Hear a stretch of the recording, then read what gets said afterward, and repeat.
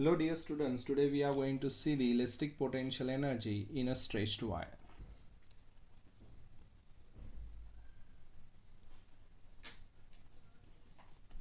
Elastic potential energy in a stretched wire. अब बेटा इसके लिए हम क्या करने वाले हैं, सबसे पहले हम कंसिडर करेंगे एक वायर को।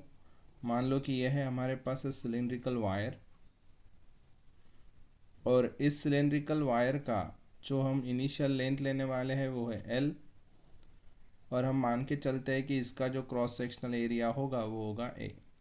अब इस पर इनिशियली कोई फोर्स नहीं लग रहा तो इसमें कोई एक्सटेंशन नहीं होगा। अब यदि मैं इस पर एक फोर्स लगा दूँ, मान लो इस वायर पे मैंने एक फोर्स लगा दिया F, इस फोर्स के कारण होगा क्या कि इस वायर के लेंथ में एक एक्सटेंशन आ जाएगा और उस एक्सटेंशन को हम बोल रहे हैं डेल्टा है। तो इस हिसाब से हम लिख सकते हैं कि initially if F tends to 0 this implies extension जो होगा वायर में वो भी 0 होगा। देन आफ्टर अप्लाइंग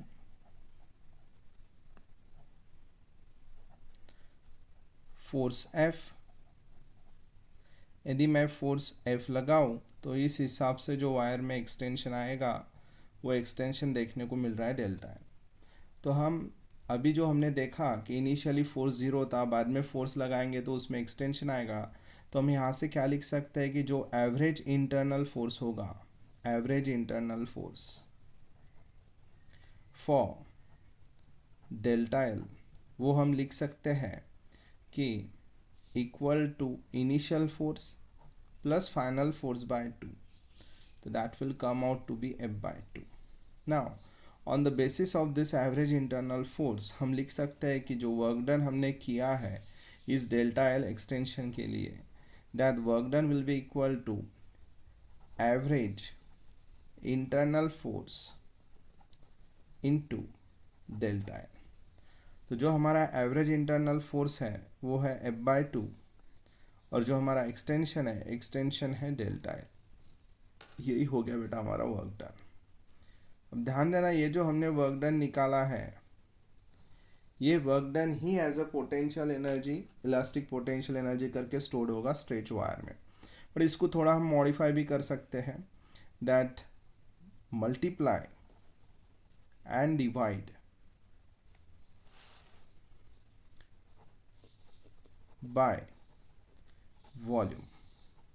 तो यहाँ से हमें क्या मिलेगा कि work done equal to 1/2 into F into delta L into volume divided by, अब वॉल्यूम क्या हो जाएगा अपना A into L, that is this area into this length. तो यहाँ से हो जाएगा A इंटू एल। अब यहाँ थोड़ा ध्यान दो, F बाय A क्या होता है बेटा, ये जो F है अपना एवरेज इंटरनल फोर्स है, तो इंटरनल फोर्स अपॉन एरिया क्या होता है, stress. Change in length upon original length क्या होता है, स्ट्रेन।